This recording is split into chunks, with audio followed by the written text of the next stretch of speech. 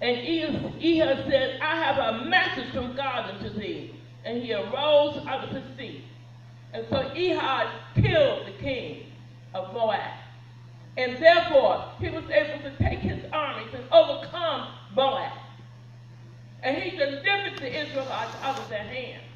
But what I want to point out to you are these are some perverse, very perverse, degenerate people these Moabs were at this time. They did not believe in one God. In fact, they believed in many. And they were into the pleasures of the flesh at all times.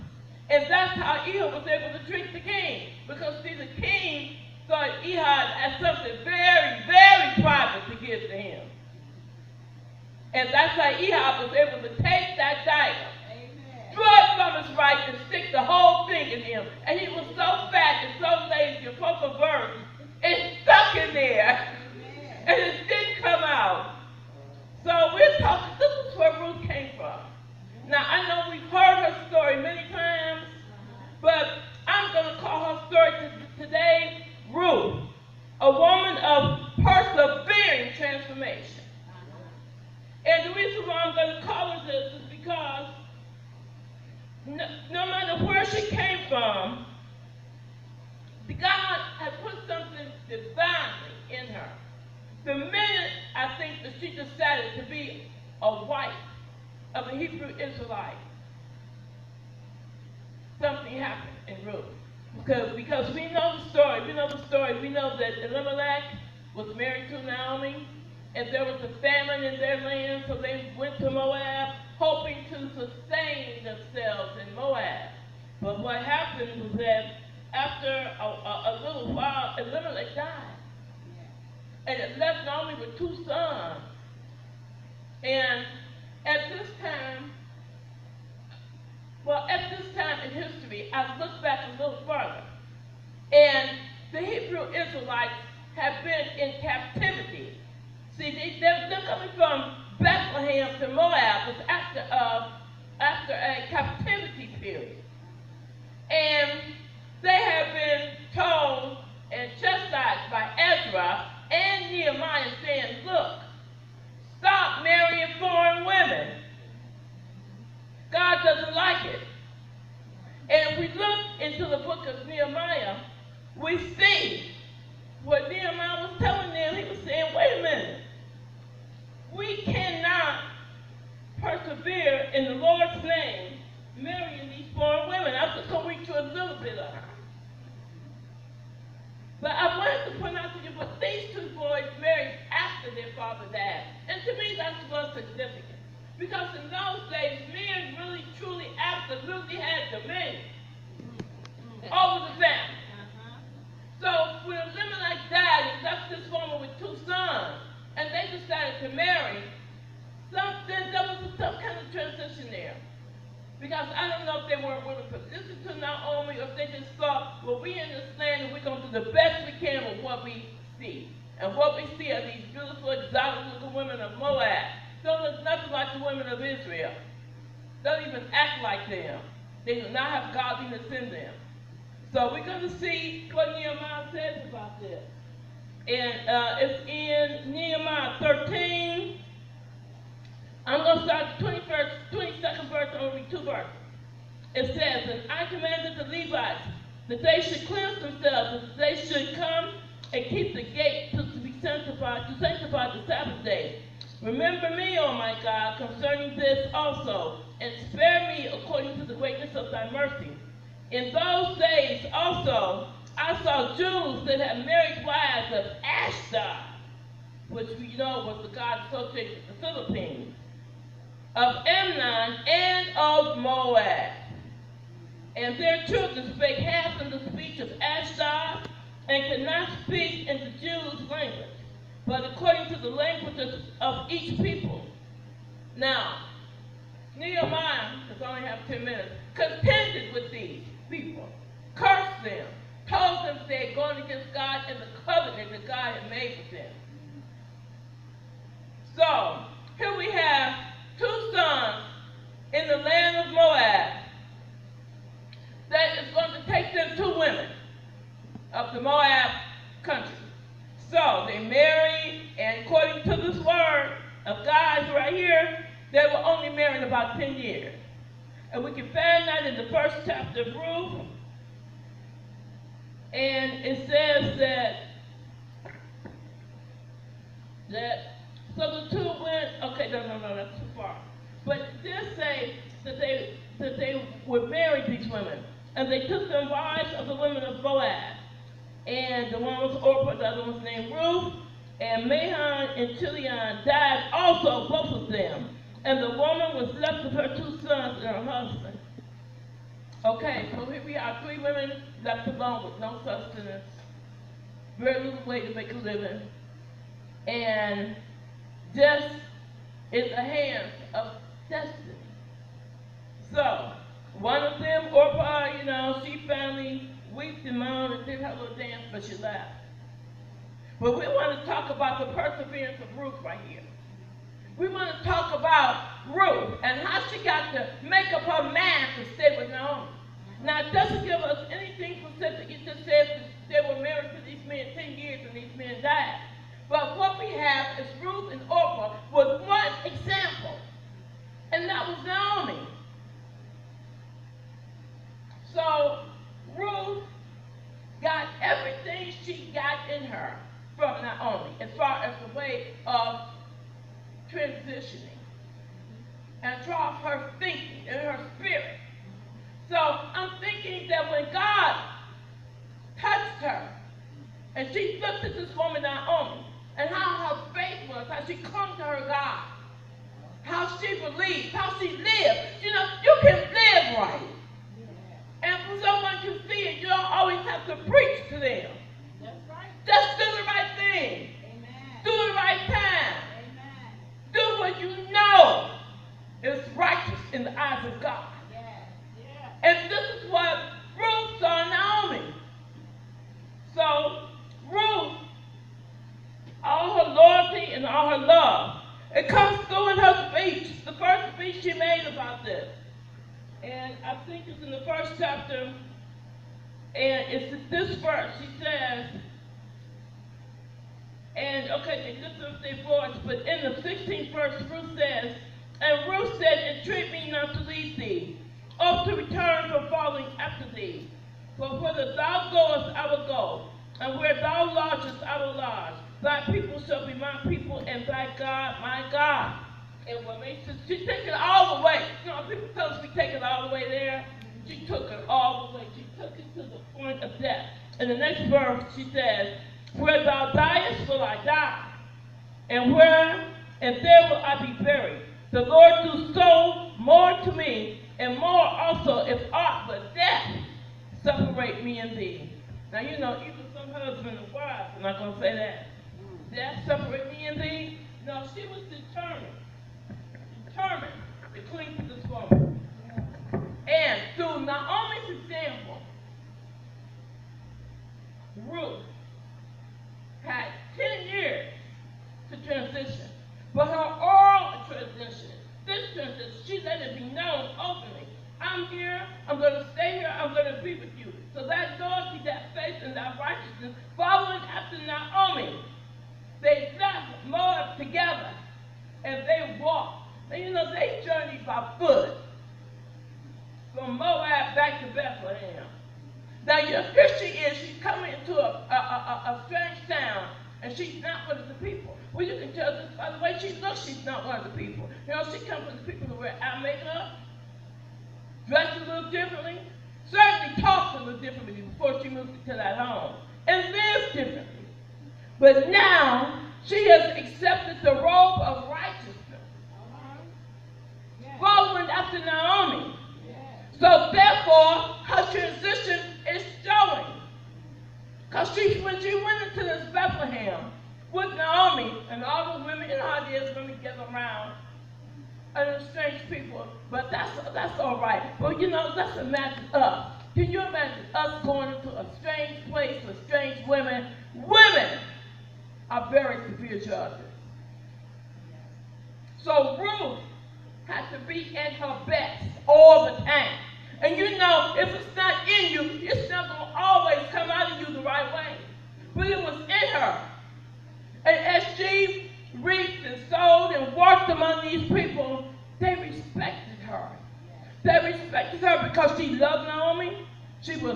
her. She was gentle to her. And she had faith in what Naomi told her, whatever it was. She had faith in it. She believed that Naomi had the ear and the voice of God in her. And she believed it. She followed it. So she had faith. She had goodness and gentleness because this elderly lady she took care of. She went out into the fields and sweated for her every day. But when Boaz saw her, he saw the favor of God in her. And when he saw the favor of God in her, he started to ask people, who is she? Well, that one, she was probably beautiful. She was probably beautiful. And it's a little different from what he was used to. Because he was a big man in Bethlehem, not in Moab. And so people told him, she's pretty good. We see you doing this and that. And everything that he heard of her was something that was a fruit of the Spirit. A faithful woman, a good woman, a gentle woman, a woman that loved her mother-in-law enough to make that journey on foot with her. Long-suffering, because she goes out here and she follows the young men and the young maidservants, and she picks up the extra. So, Boaz said, cheat a little bit, leave a little more for her. And every day she would glean and work for herself and Naomi. And in reading this over, I never heard her say one negative thing. She never complained about anything. And so the women of Israel, when it was in Bethlehem, had to admire her. They had to look at her with new eyes. Because she, not being born one of them, was manifesting everything that was good like Naomi was. So, here she was, she had a good report, and Boaz received that report from other people.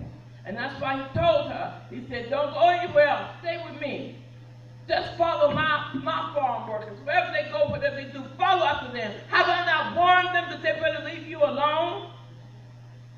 So, she had favor, she had faith, she had perseverance, she had goodness, she had gentleness, she had long-suffering, and she loved Naomi. So we already talking about the fruit. She's already ahead of her time.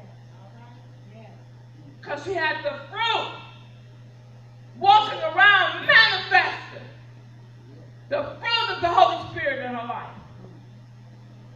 Then, Naomi says, look, I'm getting old, I'm tired, and you ought to be tired. Let me find rest for you. So she tells her again, Naomi is listening. She's looking, she sees that this woman has got Boaz's eyes. She knows Boaz is her next of kin. So she instructs her on a tradition and a little bit of the law that if the next of kin does not come forward, then Boaz has a right to this woman and to secure the name of his kindred, his brother. So we know the story. She goes into the threshing floor and uncovers his feet, and then she tells him to do a courtship thing. Now, you know what? She didn't know nothing about this. She was not born in Israel. Only Naomi could have told her how to show love and respect for this man. So he would see her as a wifely woman. And she uncovered his feet and pulling the skirt over her.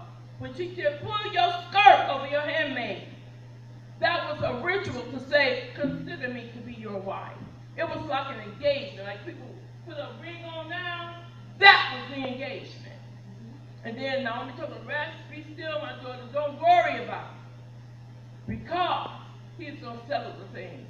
So we found Boaz going to the elders at the gate, and that's where all the business was taken care of, at the gate of the city. And we found Boaz going to the elders at the gate, removing his shoe, and telling the people, I am going to redeem Elimelech and their son's name. I'm going to do the redemption of it. And there was a man that was a closer relative, but he said, look, I got my own thing. You know, we said we got our own thing. He said, look, I can't do it because I'm going to mess up my own inheritance. But Boaz had made up in his mind that this was going to be his wife. He took off his shoe, he sealed the deal, and took Ruth as his wife.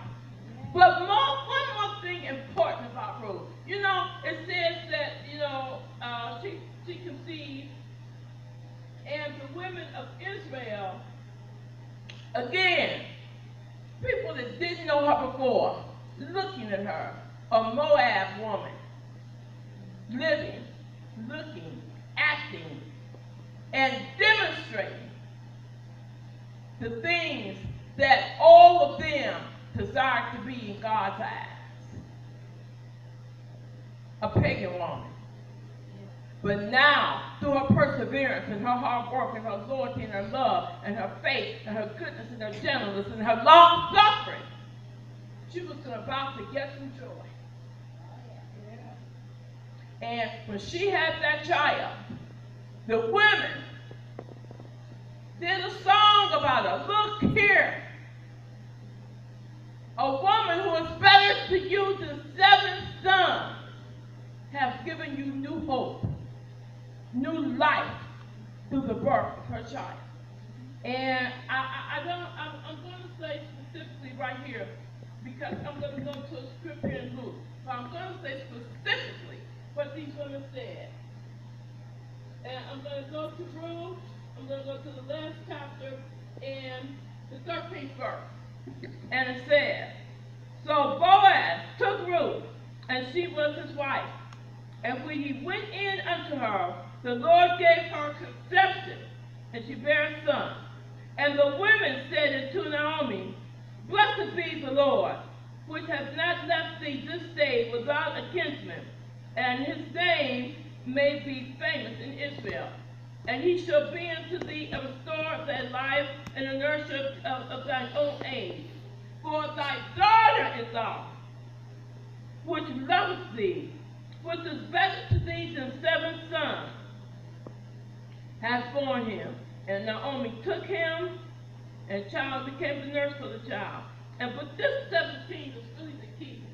So the women, her neighbors, give it a name, saying, there is a son born to Naomi. And they called his name Obed, and he is the father of Jesse. And we know that coming down through the generations that Ruth is the great-grandmother of our King David. But I wanted to point out one more thing about her. As I read this story, now every time she spoke to Naomi, it was with love, with loyalty, with reverence, with respect. And every time she spoke with Boaz, she showed him respect as a man of God. She showed him respect as a kinsman of Naomi. She bowed down before him. She submitted herself to righteousness. She submitted herself to the authority of Naomi, to her wisdom, to her knowledge, to her righteousness. She submitted herself, spirit and body, to this woman. And because she manifested these fruits of the Spirit, the Lord looked down on her. Now we know that God in his omnipotence has already planned to be David's great-grandma.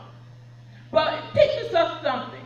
God will use anybody, anywhere, to get his plan across to mankind. He could have easily let one of these boys marry an Israelite. No. He chose to go outside of the Abraham covenant and get somebody that was not an Israelite. And put her in a position where if she would receive, she could get everything that the Hebrew Israelites women got when they were brought up. All that teaching, all that righteousness, all that demonstration of ritual, all that demonstration of what it takes to be a woman in covenant with God. So, I just want to take you to Luke, it's the 6th chapter, the 45th verse.